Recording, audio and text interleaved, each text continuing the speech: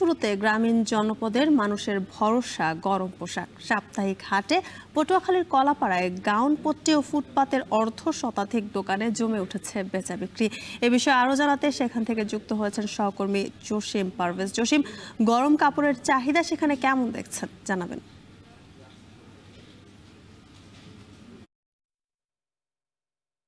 থেকে আসলে উপকূলীয় অঞ্চলের মানুষ তারা একটা কথাই বলে আসছেন যে রোদে ভেজা যায়, রোদে শুকানো যায়, বৃষ্টিতে ভেজা যায়, কিন্তু শীত নিবারণ বড়ই দায়।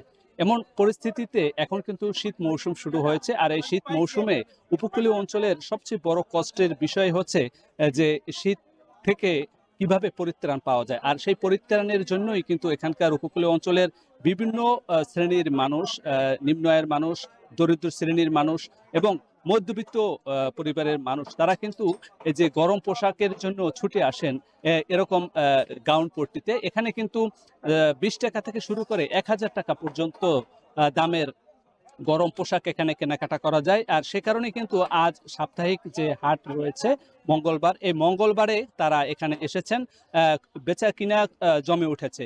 এখানকার যে ক্রেতা, তাদের সঙ্গে আমরা কথা বলেছি, তারা বলেছেন যে এখানে যে সকল পোশাক পাওয়া যাচ্ছে সেগুলো কিন্তু দাম হাতের নাগালের মধ্যেই রয়েছে, এতে তারা সন্তুষ্ট রয়েছে। এবং এখানকার বিক্রেতাদের সঙ্গে আমরা কথা বলেছি, তারা এখানকার যে এই বাজারে যে সকল পণ্য ঢাকা সহ বিভিন্ন স্থান থেকে এসে বেচা বিক্রি করছেন, এতে তারাও বেচা বিক্রি বেশি থাকায় তারাও সন্তুষ্ট রয়েছে। এখানকার প্রায় অর্ধশত ব্যবসায়ী রয়েছে, তারা বলেছেন যে এখানে তারা প্রতিজন বিক্রেতা 5 থেকে 10,000 টাকা পর্যন্ত বেচা বিক্রি করছেন এক একজন। কিন্তু এখানকার যে অন্যান্য ফুটপাতেও কিন্তু বিক্রেতারা বসেছেন, তারা বেচা বিক্রি করছেন।